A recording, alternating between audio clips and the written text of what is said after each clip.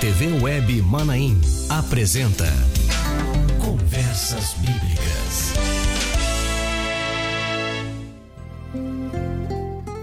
Olá, eu te saúdo com a paz do Senhor Jesus. Nós estamos começando mais um Conversas Bíblicas. E você já sabe, já está acostumado, toda quinta-feira pela Rádio Manaim, TV Web Manaim, também pelo Facebook da Rádio Manaim, pelo canal da Igreja Cristã Maranata no YouTube. Sempre aí a partir do meio-dia você começa mais um Conversas Bíblicas, começa conosco mais um Conversas Bíblicas. E nós estamos mais uma vez aqui do nosso Manaim, dos nossos estúdios aqui no Manaim de Domingos Martins, nesse cenário novo, nesse cenário que você tem acompanhado nos nossos produtos, nos nossos conteúdos. Nós estamos começando mais uma edição desse encontro semanal que é o Conversas Bíblicas. Eu desejo a paz do Senhor para você que nos assiste, eu desejo a paz do Senhor para você que nos ouve pela Rádio Manaim, não está nos vendo aqui, e inclusive se você tiver com o aplicativo da Rádio Manaim, lá aquele aplicativo no seu celular, você pode colocar TV Web ao vivo, você acessa o aplicativo, coloca TV Web ao vivo e você então vai poder também nos assistir, nos ver aqui, além de nos ouvir como você está ouvindo pela rádio, tá bom? E para essa edição do Conversas Bíblicas, que tem como tema o diaconato, nós recebemos aqui um pastor que está sempre conosco, que é sempre uma alegria receber, pastor Amadeu Loureiro. Amadeu, paz do Senhor, seja bem-vindo. A paz do Senhor Josias, tudo bem? Tudo bem, graças a Deus. Bom, vamos falar sobre um tema que, aliás, é um tema que eu já tive a oportunidade de assistir algumas aulas suas aqui no Manaim, que é sobre o diaconato, né? Um tema interessante porque é um tema que aborda um momento na vida do servo, né, em que ele começa a perceber ali um uso, uma instrumentalidade até maior, com maior responsabilidade, mas a gente vai chegar nisso aí. Antes eu quero ler aqui um texto, que é o texto base para essa edição do Conversas Bíblicas, que se encontra no livro de Atos dos Apóstolos, capítulo 6, verso 3, e que diz assim, vamos ler. Escolhei, pois, irmãos, dentre vós, 7 varões de boa reputação, cheios do Espírito Santo e de sabedoria, aos quais constituamos sobre este importante negócio. Amadeu, falar de diaconato não é falar de algo exatamente recente na história da igreja. E o texto que nós lemos fala exatamente sobre isso. Nós estamos falando de uma experiência que existe, ou de uma realidade que existe, uma orientação que existe, desde o início, desde a história, do início da igreja primitiva, ali naquele período da igreja primitiva. Fala um pouco pra gente como é que é isso, como é que surgiu o diaconato, qual era o cenário da época. Jesus, a paz do Senhor, a paz do Senhor a todos. Para falar do diaconato, a gente tem que entender aquilo que aconteceu com a igreja. Nós sempre falamos, eu acho que não só nós, mas todos os evangélicos, todos aqueles que pregam a palavra, dizem que a Bíblia é a nossa única regra de fé e prática. Então, todos os nossos assuntos doutrinários, aquilo que nós desenvolvemos dentro da igreja, tem uma origem na palavra. O livro de Atos, quando Lucas escreve o livro de Atos, há uma coisa importante até do ponto de vista histórico, né? Lucas não escreveu o livro de Atos separado do Evangelho de Lucas, né? Quando se pegou o rolo, o Lucas escreveu o Evangelho, que é a biografia de Jesus. É claro que ele encaminha esse relatório, essa exposição, né? Ele trata da biografia de Jesus, né? E dá continuidade, quando ele faz é quase que um ponto de ligação. Ele encerra o livro de Atos, que fala da biografia de Jesus, o livro de Lucas, que ele escreve a biografia de Jesus, e ele entra no livro de Atos. Quando ele descreve no livro de Atos, ele faz um relatório da igreja desde o período pós-ressurreição, né? Até quase que, né? Acho que a última viagem de Paulo, alguma coisa nesse sentido. O que se sabe historicamente é que o livro de Atos tem mais ou menos um relato de um espaço de 30 anos. Então ele fala da biografia de Jesus, entra no livro de Atos e faz um relato do livro de Atos durante 30 anos. Nesse relato, o que ele faz? Ele faz uma súmula do que aconteceu na igreja nesses 30 anos, começando depois da ressurreição, né? Vai continuar esses 30 anos. O que acontece de importante no início do livro de Atos?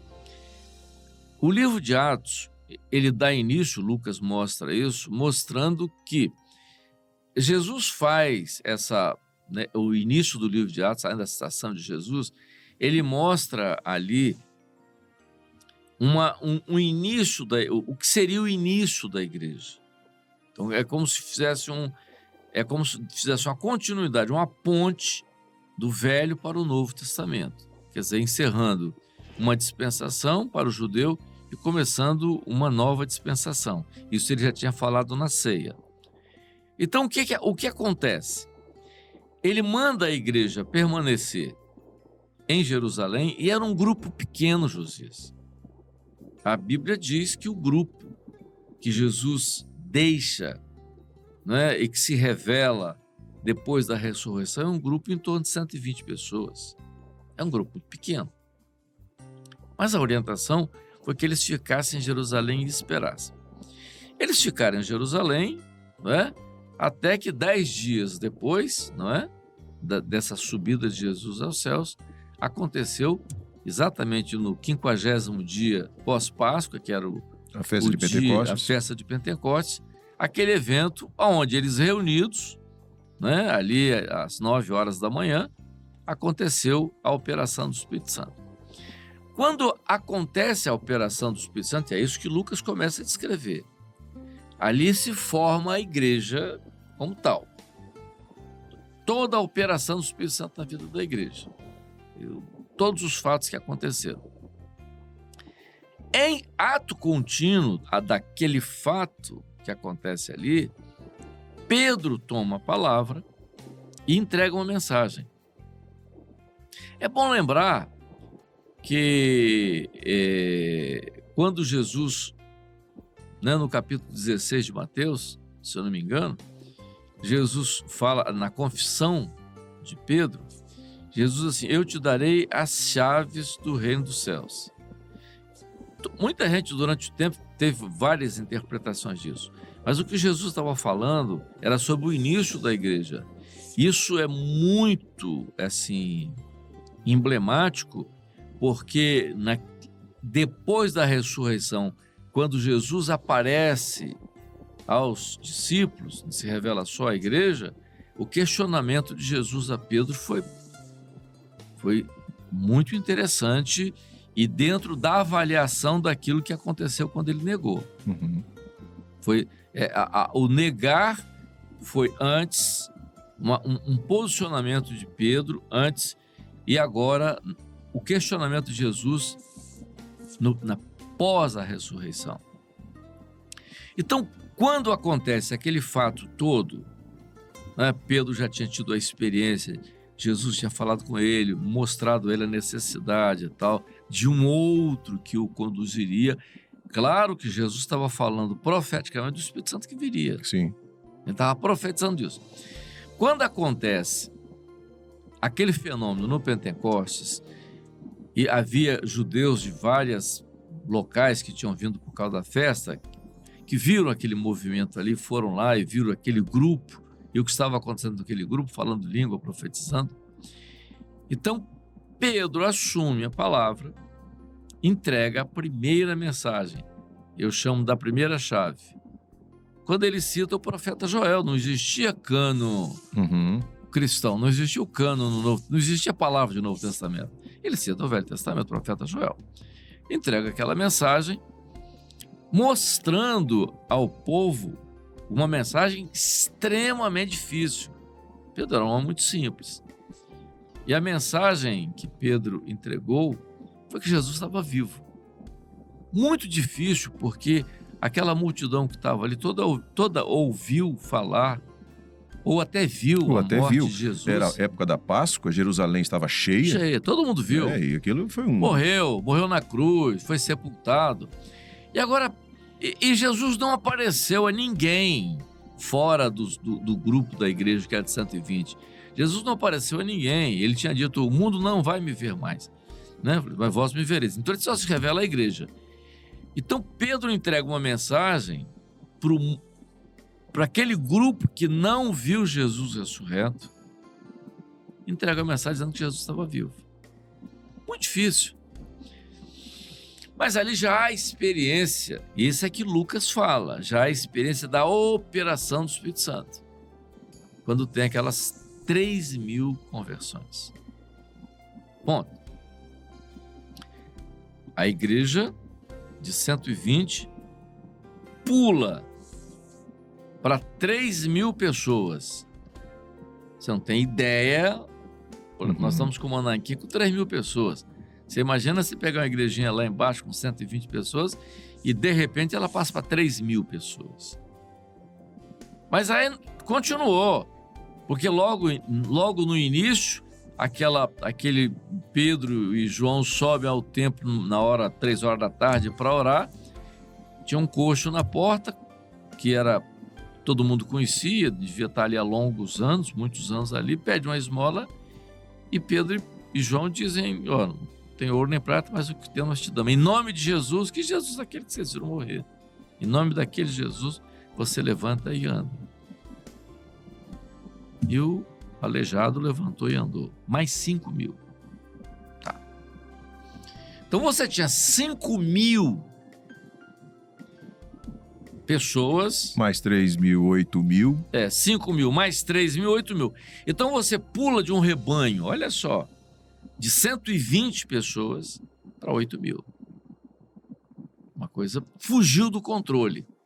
Quer dizer, fizeram a reunião, substituíram Judas, por Matias.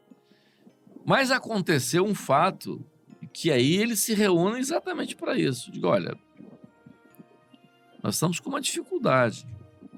A igreja cresceu muito e nós não temos como atingir a todos, atender a todos. Assistir a esse público todo. Todo esse povo. Né? O que poderia ser feito? Então, eles disseram assim, nós vamos escolher alguns varões, inicialmente 7 varões, que sejam cheios do Espírito Santo e de sabedoria. Aí, Josias, presta atenção. Esses 7 varões, quer dizer, eram homens, olha a condição que é colocado para eles. Eles são homens que deveriam ser cheios do Espírito Santo e de sabedoria. Nada na Bíblia, e a gente coloca isso com muita clareza, nenhuma citação na Bíblia é sem sentido. Né? Nenhum ponto colocado na Bíblia é sem sentido. Por isso que hoje nós temos muito cuidado com a palavra. As pessoas às vezes dizem certas coisas. Nós temos muita preocupação com a palavra. Então, por que ele coloca cheio do Espírito Santo? Por quê? Porque esse homem que seria levantado, ele estaria de acordo com aquilo que havia acontecido no Pentecostes. O que havia acontecido no Pentecostes? Um fenômeno onde o Espírito Santo foi derramado ali sobre todos, né? Mostrando uma confirmação, e é bom que se lembre, do que Joel falou. O Espírito Santo será derramado sobre toda a carne. Muita gente, durante muito tempo, escreveu dizendo que nos últimos dias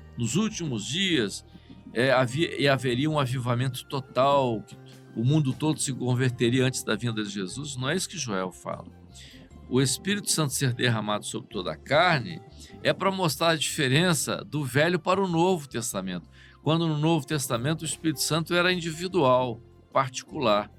Quando no Pentecoste o Espírito Santo foi derramado não sobre Pedro apenas, nem sobre João, nem sobre os 12 apóstolos. O Espírito Santo foi derramado sobre todo o grupo de 120 pessoas. Então, toda aquela carne ali, quer dizer, então corpo, a primeira ideia de corpo Jesus dá na ceia e depois ela se confirma exatamente no Pentecostes. Então, varão que seja cheio do Espírito Santo, então o varão que seja identificado com o que aconteceu no Pentecostes. Entendeu? Então, o varão que tenha tido a experiência do Pentecostes, ou seja, o Pentecostes aconteceu na vida dele. Entendeu? Então, 7 varões que tiveram essa experiência. E de sabedoria. Porque, veja uma coisa. Por que a sabedoria? Você começa uma igreja, Josias, olha que coisa que chama a nossa atenção, né? Não precisa nem de fé, é só questão de inteligência. Você começa um grupo de 8.000 pessoas, uma igreja, 8.000 pessoas dentro de Jerusalém, sem uma doutrina estabelecida. Não tem doutrina estabelecida. Você está dizendo isso porque a doutrina ela foi sendo estabelecida depois, o apóstolo Paulo, né? Não tinha, ali, não tinha uma regra doutrinária. Não tinha, tanto que o início da igreja, isso nós já falamos outras vezes, a igreja no início teve problemas com os judaizantes, com aqueles que ainda achavam que mesmo convertidos, eles tinham que guardar a lei de Moisés, tinham que depender das leis cerimoniais, entendeu? Aquilo que era o alimento, comer e tal, tudo aquilo que eles... Quer dizer, como não tinha uma doutrina do Novo Testamento estabelecida, quer dizer, nem a biografia de Jesus havia sido escrita ainda, nada, não tinha nada. Tinha uma igreja que começa com 8.000 pessoas sem uma doutrina estabelecida. Não tem. Era a palavra dos discípulos. E o que existia era o Velho Testamento. Entendeu? Porque aí entra. Então, esses homens, o que eles seriam? Eles teriam que ser um complemento do trabalho dos apóstolos. Entendeu? Uma ajuda. Exatamente. Por isso que eles dizem assim, quanto a nós, quer dizer, ele faz uma diferença. Entendeu? Quanto a nós, continuaremos na oração e no ministério da palavra. O que mostra aí? Mostra que o diaconato não é um ministério, mas ele é um cooperador do ministério. E isso ficou claro porque eles foram levantados exatamente para cooperar com os apóstolos que estavam surgindo. Então, isso é de uma forma, assim, geral, global, biblicamente, não estou inventando nada, o que aconteceu. O que aconteceu foi exatamente isso. Entendeu? Então, eles surgem dessa forma. Então, eles tinham que caminhar, primeiro, cheio do Espírito Santo, quer dizer, tinham que ter dons, dons espirituais, porque quando o Pentecoste ocorre, os dons espirituais passaram a existir. Eles passaram a viver uma experiência com dons. Com dons, tá. É claro que mais tarde... Isso é colocado em ordem. Paulo vem e coloca isso em ordem. Estabelece esse funcionamento de uma operação do Espírito Santo na vida da igreja. Isso mais tarde Paulo fala sobre isso. Mas os dons, eles começam a existir ali. Então, os homens que iam ajudar os apóstolos teriam que ser homens cheios do Espírito Santo. Então, por que eles tinham que ser cheios do Espírito Santo? Porque a mensagem era difícil. No meio dessas 8.000 pessoas, mesmo com a experiência que eles tiveram da conversão, da operação do Espírito Santo, era normal que eles tivessem questionamentos. Entendeu? Então, você tinha que ter homens preparados para isso. Segundo, a Bíblia cita que havia necessidades entre essas pessoas? Necessidades de várias ordens, entendeu? Por exemplo, necessidade daquilo que era material, porque no original, o diácono, né? O significado original é o que serve através do pó, ou seja, é uma função mais assim, mais humilde, entendeu? No sentido mais próximo do membro, quer dizer, mais no nível do membro. Então isso foi origem, né? Ponto claro da origem do diaconato. Então o diaconato começa aí. É por isso que nós falamos que o diaconato não é um ministério. Quando nós falamos que o diaconato não é um ministério, é um serviço prestado. Ele é um cooperador do ministério, porque o capítulo 6 de Atos diz que eles foram levantados assim. Outra coisa, né, eles são as características dele: cheio do Espírito Santo, cheio de sabedoria. É um assunto que a gente pode abordar em outro momento. Mas foram chamados 7 varões. 7 varões. Vamos fazer o seguinte: a gente já está com o tempo estourado e a gente continua a partir desse ponto na semana que vem para os nossos irmãos acompanharem. Eu já fica aqui o convite para a gente estar junto de novo na próxima edição do Conversas Bíblicas. Amém. Amém? Muito bem. Você ouviu, você assistiu essa exposição que o pastor Amadeu trouxe aqui sobre o diaconato e a importância, né, desse servo, desse serviço no dia a dia da igreja e a origem dele, né, como começou tudo isso.